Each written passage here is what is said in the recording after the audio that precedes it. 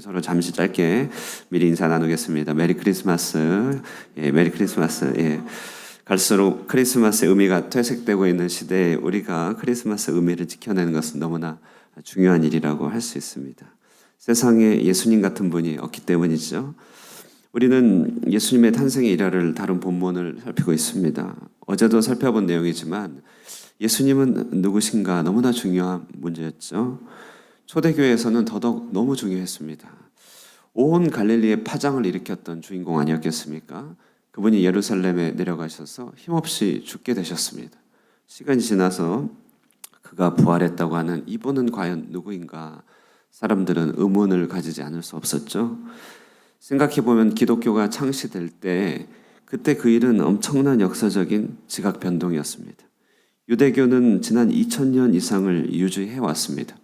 유대교의 창시자 모세는 세상에 없었던 지도자였고 그를 추앙하고 경배하는 모습들도 상당히 많았습니다. 그런데 갈릴리의 촌사람, 촌부 예수가 모세보다 더 큰인가? 이것은 초대교회 당시에 굉장히 큰 주제였죠. 오늘날도 그렇습니다. 세상은 화려하고 세상은 정말 능력이 존중되고 능력이 추앙받는 시대입니다. 그러나 우리는 이 정말 호치민 품명 한 기퉁에서 주님을 섬기고 주님을 노래하는 이 일, 우리가 섬긴다고 하는 예수 그리스도가 과연 세상 권세보다 큰인가, 세상보다 더욱 소중한 이인가 항상 의문을 품지 않을 수 없다는 것이죠. 날이 갈수록 이 예수님의 존재의 의미, 예수님의 탄생의 문제를 퇴색시켜가는 이 시대에 우리는 크리스마스의 이 소중한 뜻깊은 그 하나님의 축복을 간직하는 것은 우리에게 주어진 큰 사명이라고 할 수 있습니다. 이런 여러 가지 의문들에 대해서 당연히 예수님의 기원과 존재에 대한 그런 의문이 있는데 마태복음은 오늘 답해주고 있는 것이죠. 본문을 통하여 몇 가지 이 예수님이 어떤 분인지를 확실하게 드러내주고 있습니다. 첫 번째, 오늘 본문에서요, 마태복음은 예수님이 온 이스라엘에 오랫동안 기다렸던 진정한 메시아이며 그가 진정한 이스라엘임을 드러내고 있습니다. 오늘 본문을 잠시 보시면요. 오늘 본문은 마태복음 1장부터 시작된 족보의 결론 부분으로 등장하고 있음이 드러나고 있죠. 본문은 아주 이름이 누가 낳고라고 하는 길고 지루한 듯이 보이는 본문의 끝에 그 의미를 살려주는 내용으로서 등장하고 있다는 것이죠. 예수님을 소개하기 위해 채택된 족보에는 3명의 중요한 인물과 또 한 가지 중요한 지명이 소개되고 있습니다. 먼저 1절 말씀 보시면요. 아브라함과 다윗의 자손 예수 그리스도의 계보라 이렇게 하면서 중요한 족보상의 3 인물을 소개하고요. 그리고 이 족보는 나중에 12절에 바벨론이라고 하는 지명을 소개하면서 이스라엘 역사의 중요한 한 3-4분기를 소개하고 있는 것이죠. 곧 아브라함과 다윗의 자손 예수 그리스도와 바벨론의 시대를 통해 안내하는데 여기에는 하나님께서 아브라함을 불러서 하나님 나라를 약속으로 창조하셨던 출발점이 등장합니다. 그리고 그 약속으로 창조되었던 하나님 나라가 이제 다윗 때를 거쳐서 부분적으로 성취되지만 그러나 그 인간적인 죄와 연약함으로 인하여 결국 바벨론 포로기를 거쳐갈 수밖에 없는 인간의 비극과 이스라엘의 무능함을 드러내주고 있죠. 사실상 이 족보는요, 로마 치하에서 완전히 소망도 없고 죄에 묻혀서 오늘 찬송처럼 완전히 어두운 밤, 어떠한 소망도 스스로 발견할 수 없는 그런 이스라엘의 형편없는 상황을 드러내주고 있습니다. 그런데 그 2000년의 이 역사를 이어가던 족보는 마침내 한 아기 예수를 찾아낸다는 말이죠. 그분이 바로 이 족보의 종착점이고 소망이 되고 족보를 건져내는 유일한 분이 되는 것이죠. 그가 정점으로 등장하는 것, 그것이 오늘 본문의 예수님이 소개되는 방식입니다. 마태는 오늘 본문을 통하여서 이 예수님이요, 구약 이스라엘에 오랫동안 소망하고 구약 이스라엘이 오랫동안 기다렸던 메시아임을 역사적인 차원에서 드러냅니다. 뿐만 아니라 이스라엘은 온 역사를 통하여서 실패하고 망하였지만 예수님만이 진정한 참 이스라엘임을 오늘 본문을 통해서 드러내게 되는 것이죠. 이처럼 우리가 믿는 예수님은요, 이스라엘을 소망하던 메시아였습니다. 그분이 진정한 이스라엘입니다. 완전한 이스라엘, 참다운 이스라엘로 이 땅에 오셨음을 말해주고 있습니다.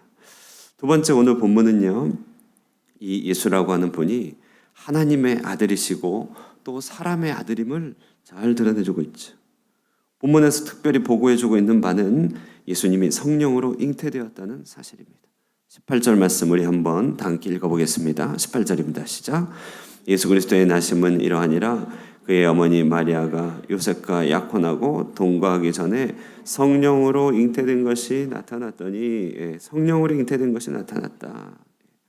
오늘 본문이 이것을 드러내고 있죠. 당시 마리아의 나이가 한 대략 몇 살 정도인지 기억하시나요?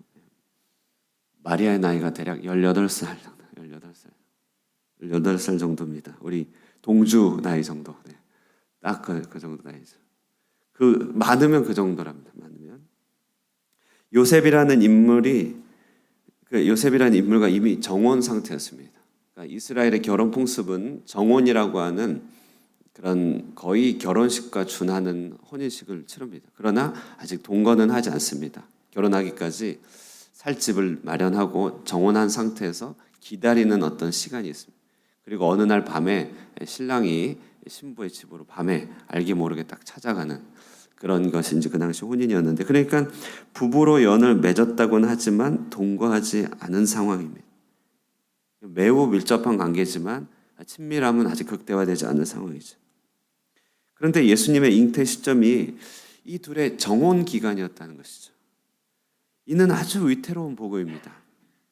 왜냐하면 정혼 기간에 아들이 잉태되었다고 한다는 것은 이들이 그 당시에 율법과 관례를 깨고 둘 사이에서 아이가 태어났다는 것이니 당연히 구설수와 그다음에 그 당시에 큰 문제가 되는 이야기였을 수 있습니다. 아니면 예수님이 요셉이 아닌 다른 아버지를 두었다는 이야기니까 이 정혼 기간 동안에 아이가 탄생됐다는 이야기는 어느 면으로 보나 용납하기가 너무나 어려운 본문입니다. 굉장한 스캔들입니다.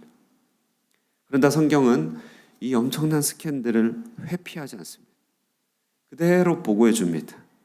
왜냐하면 이 스캔들을 통해서만 드러날 수 있는 예수님의 정체가 있기 때문에 그렇죠. 그것은 예수님이 요셉의 아들도 아니고 요셉의 육신의 아들도 아니고 다른 아버지의 아들은 더더욱도 아닌 것이죠. 오직 성령으로 말미암은 기적적인 출생이었음을 자랑스럽게 선포하고 있는 것이죠. 겉으로 볼 때는 너무나 충격적인 스캔들이지만 그 안에는 엄청난 비밀이 담겨 있다는 사실입니다. 오늘 이 본문에서 우리는 예수님의 기원이 어떻게 하늘에 속한 것인지가 드러납니다. 동시에 그가 어떻게 다윗의 가문의 자녀이고 어떻게 인간의 몸을 입고 이 땅에 태어났는지에 대한 신비가 소개되고 있습니다. 기독교의 가장 큰 신비는 하나님이 사람이 되었다는 신비죠. 어느 종교도 이 신비를 능가할 수 없습니다. 우리의 구원자는요, 인간을 자신이 지은 죄로부터 건지기 위하여, 그렇죠? 우리 구원자는요, 인간이 지은 죄를 건지기 위하여 그는 인간이 되어야 했습니다. 양이나 짐승이나 다른 존재로서는 사람이 저지른 잘못을 대신할 수도 없고 대신해서도 사실상 윤리적으로 안 되는 것이죠. 그래서 그는 진정한 사람이 되어야 됐습니다. 우리의 구원자는요. 뿐만 아니라 우리의 구원자는요, 죄인에게 쏟아지는 하나님의 진노를 감당할 만큼 큰 존재여야 했던 것이죠. 그래서 그는 하나님이 되어서요, 그가 얻게 된 구원의 공로와 효력을 하나님으로서 만백성에게, 모든 역사에게 전달할 수 있었던 것이죠. 20절, 21절 한번 보시겠습니다. 이 일을 생각할 때 주의 사자가 현몽하여 이르되 다윗의 자손 요셉아 내 아내 마리아 데려오기를 무서워하지 말라. 그에게 잉태된 자는 성령으로 된 것이라. 아들을 낳으리니 이름을 예수라 하라. 이는 그가 자기 백성을 그들의 죄에서 구원할 자이심이라 하니라. 이처럼 우리의 구원자는 완전한 하나님이며 완전한 사람이어야 했습니다. 오늘 그 구원자 되심이 본문을 통해 드러난 것이죠. 마리아, 동정녀 마리아를 통하여 성령으로 잉태된 자가 탄생하게 된 것입니다. 그 자신의 인격 안에 하나님의 본성과 사람의 본성을 온전하게 지닌 이가 태어나게 되었다. 오늘 우리 가운데 선포될 때 우리는 아멘으로 화답할 수 있게 되어야 할 것입니다. 세 번째 본문은요, 어떻게 하나님이 예수님 안에서 우리에게 영원한 임마누엘로 거하게 되는지를 잘 보여주고 있죠. 오늘 본문 보실까요? 23절에 함께 읽겠습니다. 시작. 보라, 처녀가 잉태하여 아들을 낳을 것이요 그의 이름을 임마누엘이라 하리라 하셨으니 이를 번역한즉 하나님이 우리와 함께 계시다 함이라.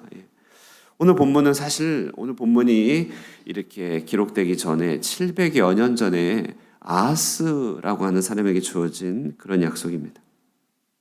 아람과 북이스라엘 연합군이 남유대를 공격할 때 그때 이사야를 통해서 주신 예언의 말씀이 처녀가 잉태하여 아들을 낳을 것이니 그 이름을 임마누엘이라 하리라 이렇게 약속했죠. 자, 그런데 이 약속은 육신의 이스라엘만을 위한 것이 아니라 아람 북이스라엘의 연합군의 압박을 받듯이 이 땅에 마귀와 죄의 모든 공격을 받는 신음하는 모든 백성을 위한 약속이었던 것이죠. 그래서 당시는 처녀가 아들을 낳는다는 것이 무슨 의미인지, 하나님이 함께 하신다는 말이 무슨 의미인지 알 수가 없었습니다. 그런데 오늘 동정녀 마리아를 통해서 탄생한 이가요, 참으로 이 땅에 거하시는 사람이면서 동시에 그 인간됨 안에 하나님의 본성이 있다는 사실이 드러날 때 임마누엘의 의미가 만천하에 드러나게 된 것이죠.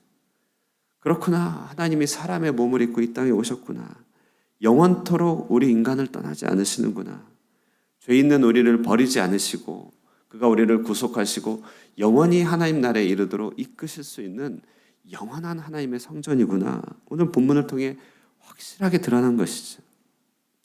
당시 유대인들은 유일신을 섬겼습니다. 하나님은 너무 높고 거룩했어요. 너무 멀었습니다. 또 당시 다실론의 사회 가운데 여러 신들은요, 그냥 인간의 모습이었습니다. 인간의 정욕과 인간의 분노를 그대로 갖고 있었던 그런 어찌 보면 형편없는 신의 존재였습니다. 오늘날의 무신론의 세계 속에서 하나님은 없고 오직 인간들만 있죠. 여기에 어디에도 하나님이 함께 하신다는 의미를 발견하기 어렵습니다. 그러나 우리는요, 그리스도 그분이 이 땅에 오심으로 그분이 지금도 살아계시고 성령으로 함께 하시고 우리와 하나님 사이에 영원한 중보자가 되어주신다는 사실을 그 한 인격을 통해 선포받게 되는 것이죠. 그래서 그는 임마누엘이 되시는 것입니다. 오늘 이렇게 성탄의 본문은요, 구원의 창시자 예수 그리스도에 대한 놀라운 소개로 가득 차 있습니다. 그는 참 이스라엘이다. 온 이스라엘 역사가 기다렸던 메시아다. 오늘 본문을 통해 드러나죠. 그는 참 사람이며 참 인간이신 진정한 구원자다. 그는 영원토록 우리와 함께 하시는 그 하나님의 동행하심을 우리 가운데 드러내 주시는 약속의 인물이다. 자, 그러므로요, 오늘 이 본문은 이 모든 사실이 제기하는 이 한 가지 문제, 납득하기 어렵고 또 믿기 어려운 이 그 한 가지 문제를 우리에게 제기해 준다고 할 수 있습니다.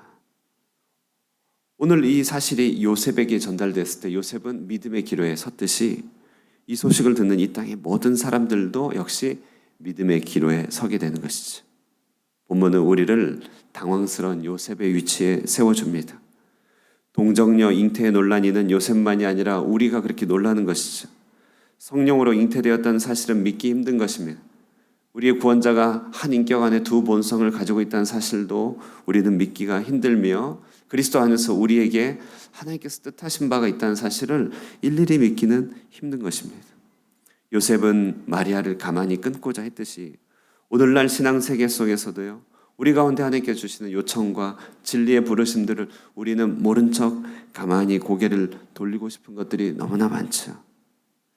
그러나 그 엄청난 사건을 해명하기 위하여 주의 사자가 나타나 현몽하였듯이 오늘날에도 그리스도의 구원자 되심을 위하여 수많은 종들이 이것을 해명하고 설명하며 말씀 우리에게 공급하고 있습니다. 그래서 우리에게 복음이 소개되고 우리에게 말씀이 선포될 때 그때 우리는 기로에 서게 되는 것이죠. 여러분, 이때 말씀이 선포될 때마다 우리 또 요셉과 같이 그 말씀을 믿음으로 받아들이고 예수를 영접할 때 그때 우리 안에 그리스도 예수가 탄생하게 되는 것입니다.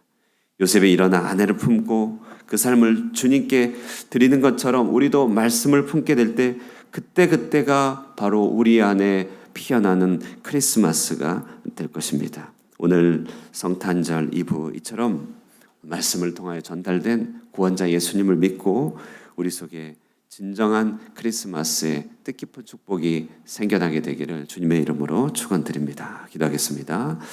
거룩하신 주님, 참 놀라운 하나님이시여, 우리를 구원하시기 위하여 높고 높은 보좌를 버리시고 이 땅에 낮고 낮은 곳으로 사람의 몸을 입고 오신 전능하신 구원자 예수 그리스도를 송축합니다. 그 탄생이 너무나 신비하고 너무나 놀라워 하나님, 이 땅은 우리 주 예수님을 받아들이기 어려워합니다. 그러나 주님, 말씀을 통하여서 우리의 구원자가 우리 가운데 선포될 때 우리도 믿음으로 아멘하며 영접할 수 있게 하여 주시옵소서.